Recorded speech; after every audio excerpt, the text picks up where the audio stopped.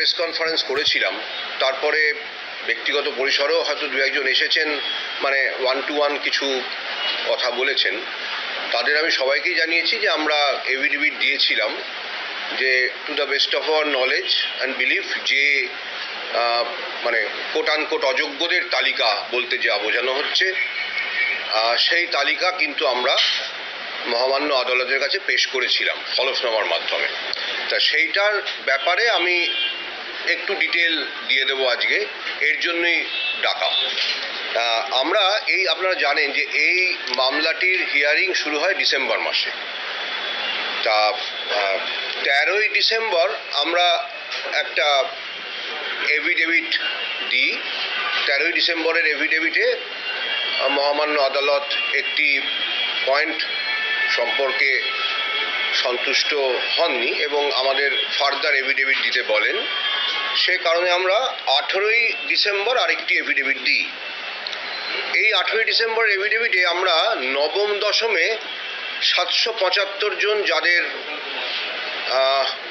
Recommendation বা সুপারিশপত্র আমরা rule 17 প্রয়োগ করে উইথড্র করেছি, প্রত্যাহার করেছি বা ক্যান্সেল করেছি, তাদের তালিকা দেওয়া হয়।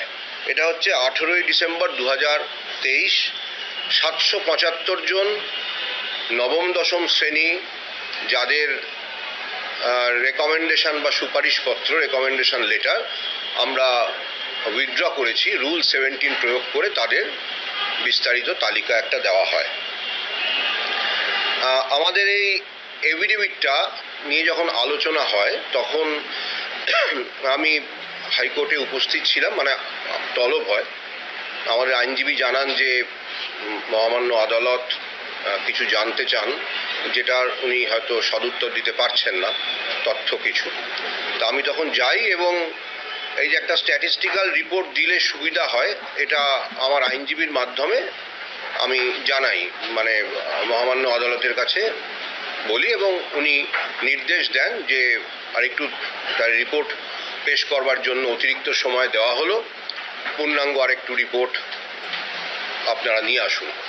সেই মতন 20শে ডিসেম্বর আমরা আরও পূর্ণাঙ্গ রিপোর্ট, একটা স্ট্যাটিস্টিক্যাল সামারি, যার মধ্যে আছে ওই যে 775 বললাম তাদের সংখ্যাটা আছে এবং 33 জন যাদের রেকমেন্ডেশন বা সুপারিশপত্র বাতিল করা হয়নি, তাদের ওএমআরের কিছু অসঙ্গতি আছে, ওএমআর ইস্যু আছে, এরকম আরও 33 জন, তাদের ওই নাম রোল নাম্বার সহ। আর যেহেতু 775 আগে দেওয়া ছিল সেটা আর দেওয়া হয়নি, সংখ্যাটি শুধু উল্লেখ করা থাকে। এটা নবম দশম, মানে 33 জন যাদের ওএমআরের নম্বরের ফারাকটা খুব সামান্য ছিল। 183 জন নবম দশম যাদের র্যাঙ্ক জাম্পিং ইস্যু ছিল, তাদের ক্ষেত্রে আমরা একটা তালিকা দিই নাম রোল নাম্বার সহ। 11-12 ক্ষেত্রে ওএমআর ইস্যু ছিল, যারা চাকরি করছেন, মানে সুপারিশপত্র পেয়েছেন, চাকরি প্রত্যেকে নাও করতে পারেন, সুপারিশপত্র যারা পেয়েছেন সেরকম সংখ্যাটা ছিল 771। আমাদের ওই দিনের হিসাবে আমরা তাই দিয়েছিলাম, তাদের নাম রোল নাম্বার সহ তালিকাটা দেওয়া হয়। 11-12 এটা ওএমআর ইস্যু। আর র্যাঙ্ক জাম্পিং ইস্যু 11-12 ক্ষেত্রে, একাদশ দ্বাদশের ক্ষেত্রে 39, তাদের নাম রোল নাম্বার সহ তালিকা দেওয়া হয়। 771 আর 39, এটা 11-12 কথা বললাম। ওই একই দিনে আমরা গ্রুপ সি ওএমআর ইস্যু ছিল 783, আমরা যাদের সুপারিশপত্র দিয়েছি তাদের বিবরণ আমরা দিই 783 জনের। এছাড়াও আপনারা জানেন যে গ্রুপ সি এবং ডি এর ক্ষেত্রে আমি এই চেয়ারে বসবার আগে দুটো বিপরীতধর্মী এফিডেভিট গেছিল এসএসসির তরফ থেকে, যে সুপারিশপত্র যায়নি রিজিওনাল কমিশনের রেকর্ড অনুসারে। বোর্ড বলেছেন যে রেকমেন্ডেশন পেয়েই তারা অ্যাপয়েন্টমেন্ট দিয়েছেন। যাই হোক, জাস্টিস গঙ্গোপাধ্যায় যখন প্রথম তদন্তের নির্দেশ দেন, এই বিপরীতধর্মী এফিডেভিটের ভিত্তিতে দেন।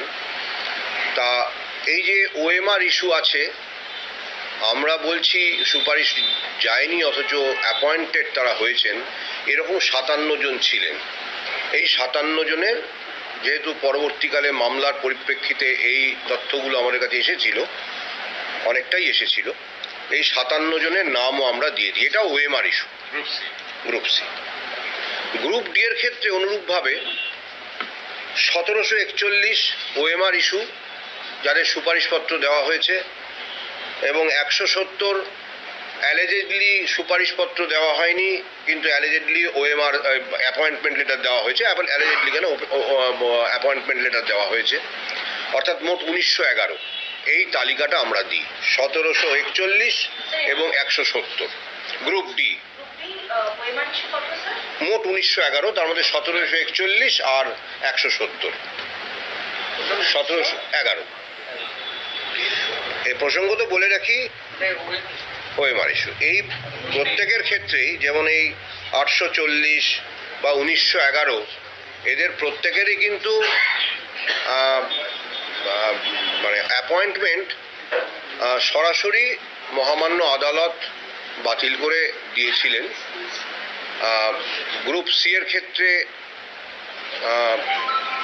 10ই মার্চ 2023 এবং গ্রুপ ডি এর ক্ষেত্রে বোধহয় 10ই ফেব্রুয়ারি 2023 মহামান্য আদালত সরাসরি বাতিল করে দিয়েছিলেন। কারণ গ্রুপ সি ডি এর ক্ষেত্রে আমাদের কোনো রুল 17-এর সমগোত্রীয় কোনো রুল নেই, অর্থাৎ আমরা সুপারিশপত্র প্রত্যাহার করতে পারি বা ক্যান্সেল, বাতিল করতে পারি, এরকম কোনো সমগোত্রীয় রুল নেই বলে মহামান্য আদালত সেটা জেনে সরাসরি বাতিল করে দেন। এবং এটা আমাদের কিন্তু ওয়েবসাইটে এদের বিস্তারিত বিবরণ আপলোডেড ছিল, সম্ভবত এখনও আছে। এরপরে এই 18 তারিখ শুনানি এবং 20 তারিখে এই যে স্ট্যাটিস্টিক্যাল সামারি উইথ ডিটেলস দেওয়ার পরে আমার মনে হয় যে আমি বোধহয় আরেকটু ক্ল্যারিফাই করা দু একটা ব্যাপারে এবং আরও দু একটা তথ্য বাদ পড়ে গেছে, সেটা মহামান্য আদালতের গোচরে আনা দরকার। সেজন্য একদম স্বতঃপ্রণোদিত হয়ে আমি 5ই জানুয়ারি একটা এফিডেভিট দিই। এটা কিন্তু কোনো নির্দেশে নয়, 2024, অবশ্যই 2024, 5ই জানুয়ারি আরেকটা এফিডেভিট দিই। সেই এফিডেভিটে আমাদের ওই যে র্যাঙ্ক জাম্পিংয়ের কথা বলেছিলাম 183, ইতিমধ্যে আমরা আরও 2 জনের আমাদের ডেটাবেস থেকে, এটা কিন্তু সিবিআইয়ের তথ্য বলে নয়, এটা আমাদের ডেটাবেস থেকেই আমরা 2টি নাম দিই, অতিরিক্ত 2টি নাম র্যাঙ্ক জাম্পিংয়ের ক্ষেত্রে, নবম দশম। এবং এটাও মহামান্য আদালতের কাছে পেশ করি যে 183 জনের কথা আমরা আগের হলফনামায় বলেছিলাম, তাদের মধ্যে অনেকের তো বাতিল হয়ে গেছিল, মানে আমরা রুল 17 প্রয়োগ করে তাদের অনেকেরই সুপারিশপত্র বাতিল করেছিলাম এবং বোর্ডও, পর্ষদও তাদের নিয়োগপত্র বাতিল করেছিল। তা বাকি যে 61 জন সিস্টেমে রয়ে গেলেন, এই 61 জনের মধ্যে এমন 40 জন আছেন যারা পিটিতে বসেননি, অর্থাৎ ইন্টারভিউ দেননি, অর্থাৎ তাদের নাম মেধা তালিকায় নেই, ওয়েটিং লিস্ট বা প্যানেলে নেই, এরকমও 40 জন আছেন। অর্থাৎ 61 জন যারা সিস্টেমে আছেন তাদের মধ্যে 40 জন এরকম ক্যান্ডিডেট আছেন। এটা আমরা হলফনামা দিয়ে জানাই। কারণ র্যাঙ্ক জাম্পিং মানে আপনার র্যাঙ্কের থেকে হয়তো সামান্য পিছিয়ে আছে একজন, চাকরি পেলেন, সেটা হয়তো ভুলবশত হতে পারে, কিন্তু যিনি পিটিতে আসেননি, মেধা তালিকায় নাম নেই, তার রেকমেন্ডেশন দেওয়াটা আরও গুরুতর একটা বেনিয়ম বলেই মনে হয়। তা সেটা আমরা কোর্টের, মহামান্য আদালতের নজরে আনা দরকার বলে আমরা সেটাকে জানাই।